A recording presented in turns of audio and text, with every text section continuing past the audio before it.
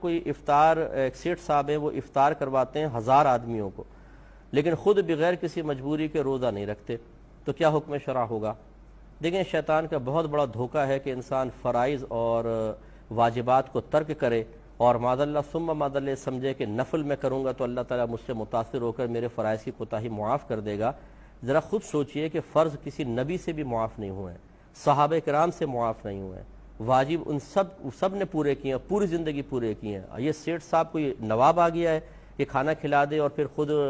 نہ زکوٰۃ دے، نہ روزے رکھے، نہ نمازیں پڑھے اور اللہ تعالیٰ معاف فرما دے گا؟ اس قسم کی خوش فہمی مبتلا ہونا یہ بہت بڑا شیطانی دھوکہ ہے، اچھی طرح یاد رکھیں۔ اچھا، بعض ان کے بھی طرفدار آ جاتے ہیں، دیکھیں جی مایوس نہ کریں جی، چلے کھانا تو کھلا رہا ہے نا، ارے بھائی میں مایوس نہیں کر رہے تو شریعت کہہ رہی ہے، قرآن و حدیث کہہ رہا ہے، اس کا مطلب قرآن و حدیث کو لپیٹ کے رکھ دیں اور آپ کی سمجھداریاں ان تک منتقل کر کے ان کو گناہوں پر دلیر کرتے رہیں۔ یعنی مجھے سمجھ میں نہیں آتا کہ آخر جب ہم عوام الناس کو دین کی طرف مائل کرنے کے لیے بالکل شرعی تقاضے کے مطابق ایک بات بتا رہے ہوں تو یہ ہمدردی ایسے لوگوں کے لیے کیوں پیدا ہوتی ہے؟ مجھے آج تک یہ بات سمجھ میں نہیں آئی ہے۔ اور یہ ہمدردی صرف دل میں پیدا نہیں ہوتی بلکہ پبلکلی اس کو ڈسکس بھی کیا جاتا ہے تاکہ دوسرے کو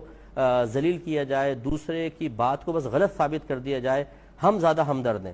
تو بھائی ہمدردی ہمیں بھی ہے، اللہ کا بڑا کرم ہے کہ میں 15 سال سے جو پروگرام کر رہا ہوں وہ کسی ہمدردی کے تحت ہی کر رہا ہوں۔ عوام الناس کے لیے ہم نے اپنی زندگیاں وقف کی ہوئی ہیں، رات دن ہم ماشاءاللہ علم کی خدمت کرتے رہتے ہیں، تو یہ شاید آپ نے تو اتنی کی بھی نہیں ہوگی، ہو سکتا ہے بہت ساروں نے نہیں کی ہوں جتنی ہم لوگ کام کر رہے ہیں۔ اللہ کا بڑا کرم ہے کہ دین کا کام کر رہے ہیں، اللہ تعالیٰ عجب و خود پسندی اور تکبر سے اور غرور سے محفوظ فرمائے، لیکن جو صحیح چیز ہے اس کو بیان کرنا ہوگا۔ اب خود فرض پورا نہ کریں، اللہ کی ڈیوٹی پوری نہیں کر رہے ہیں اور یہ معاملات۔ اب آپ کا کوئی انہی کا کوئی امپلائی ہو، میں اب یہ کہہ دیتا ہوں، ان کی فیکٹری کا ایک آدمی ہے،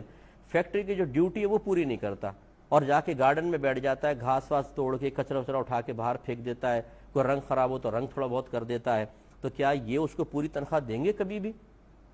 بولیں گے تم نے ڈیوٹی تو پوری نہیں کی، تم یہ کام کے لیے کوئی رکھا تھا تمہیں؟ تو اللہ تبارک و تعالیٰ کی ڈیوٹی، فرائض اور واجبات یہ تو پورا کرنے ہی ہوں گے، اس میں کوئی رعایت نہیں ہے۔ اور اپنے لیے خوش فہمی میں مبتلا ہونا جی میرا اور میرا اللہ کا معاملہ ہے، تو بھائی اسی اللہ تبارک و تعالیٰ نے تو ارشاد فرمایا،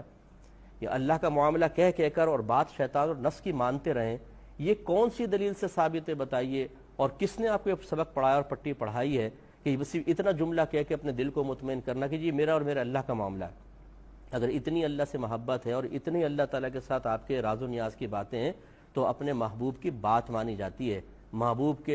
کے خلاف نہیں چلا جاتا، محبوب کی بات کو ٹالا نہیں جاتا۔ مجازی عشق و محبت میں ہی دیکھ لیجئے، اگر کوئی ایک محبوب دوسرے محبوب کی بات نہ مانے تو کیا محبت قائم رہے گی؟ اس لیے اچھی طریقے سے ذرا ان چیزوں پہ غور و تفکر کرنا